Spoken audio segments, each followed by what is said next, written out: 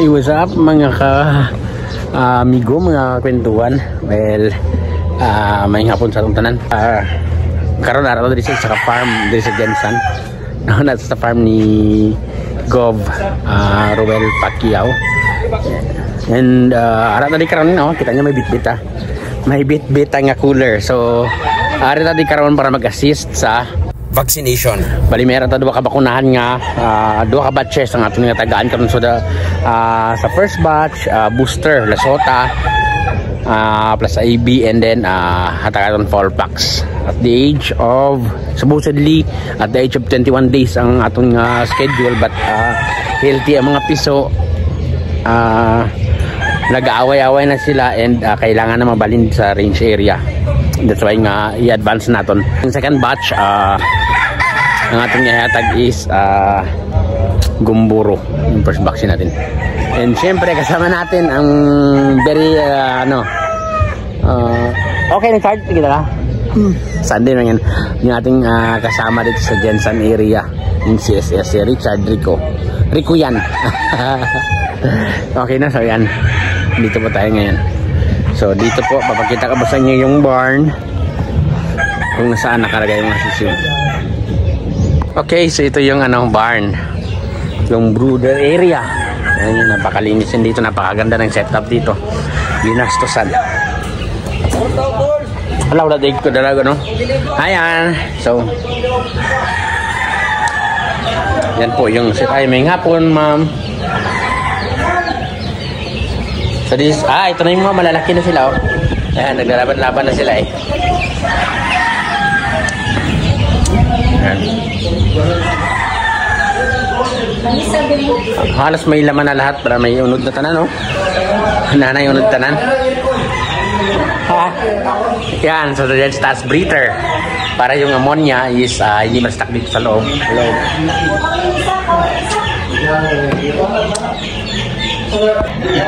And by the way, no, so speaking of vaccine, so unang-una natin ginagawa, sine-check natin kung wala bang sakit yung mga sisiw. So pag merong sakit, never tayo magbakuna, kasi number one talaga na kailangan vaccinate only those healthy birds, yung malulusog lang. So ano bang risk pag may sakit yung manok na binakunahan natin kahit may sakit, nabubulol tayo. Ang mangyayari po niyan, syempre stressful po yung vaccine, lalo na yung ating mga Gumburo and yung ating Lasota. Ano po yan, mga live po yan. And napansin nyo pag nagbakuna kayo, kahit healthy yung sisiw, nananamlay.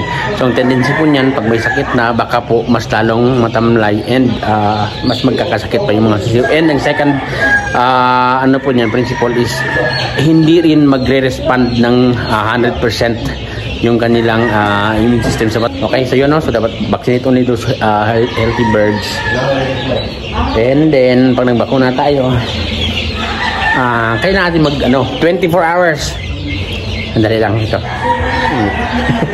Hindi pala si Sir Glenn, yeah. Tapos yung farm manager dito. Hindi. Ano muna, wag mo.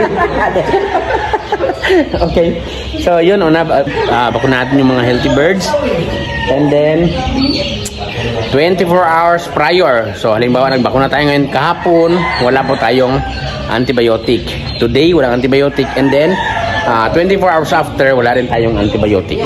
Yan dapat gawin.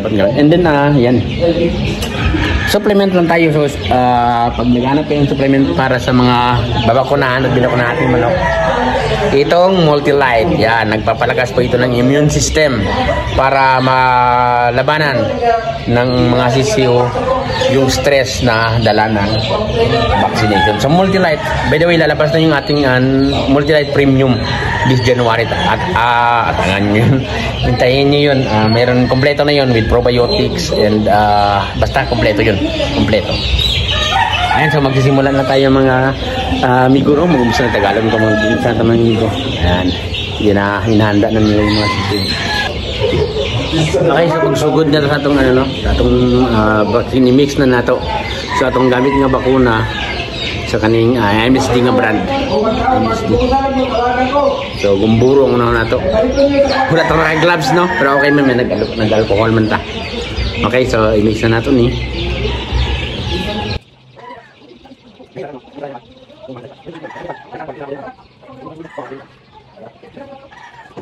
Okay, so na-mix na natin. So yung ganito dapat yung pag tamang proseso ng pag-mix na 8. Check natin. Okay, so natunaw na. Na-dissolve na yung powder. So yung powder doon po yung live. Okay, ito is diluent lang. So yan na, na-mix na. Papalitan na natin yung Ay, yan. Ayan na, ready na. Okay, ito yung team natin dito, no? Ang lubat yan. Okay, so kaway kayo. Okay, so pag na-mix na ito 3 hours lang. After 3 hours wala na itong bisa. Kailangan nang itapon.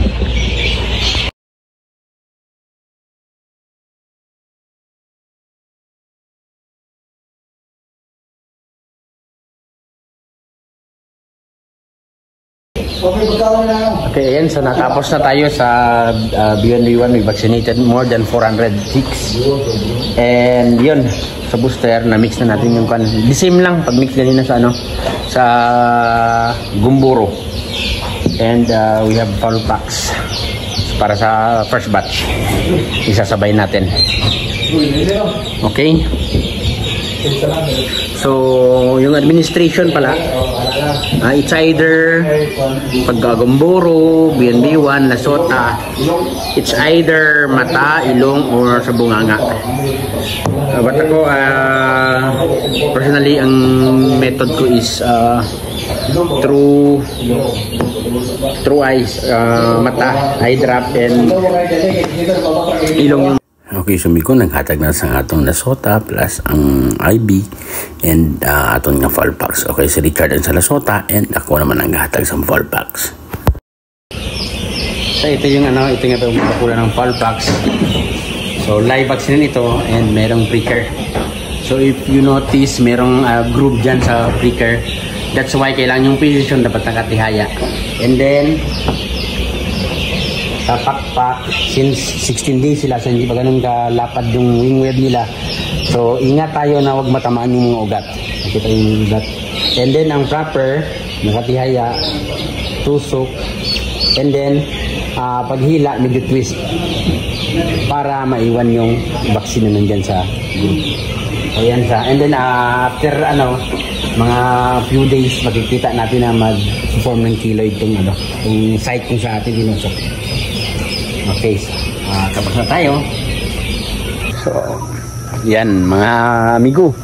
So, tapos na tatanan sa ating nag-bakunahan. So, sa piso, almost 700. And we include yung mga materials lahat dito.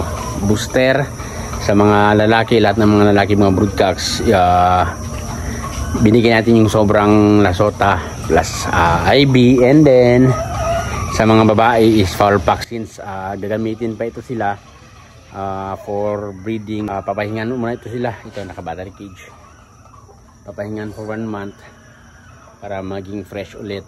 So yun yung naging natin, priming para yung Fallpax and Lasota is maipasan nila sa kanilang tawag dyan, yung antibodies na na-produce nila sa ating binigay na bakuna na Fallpax and Lasota plus IB is maipasan nila sa kanilang magiging sisiyo. Ayan.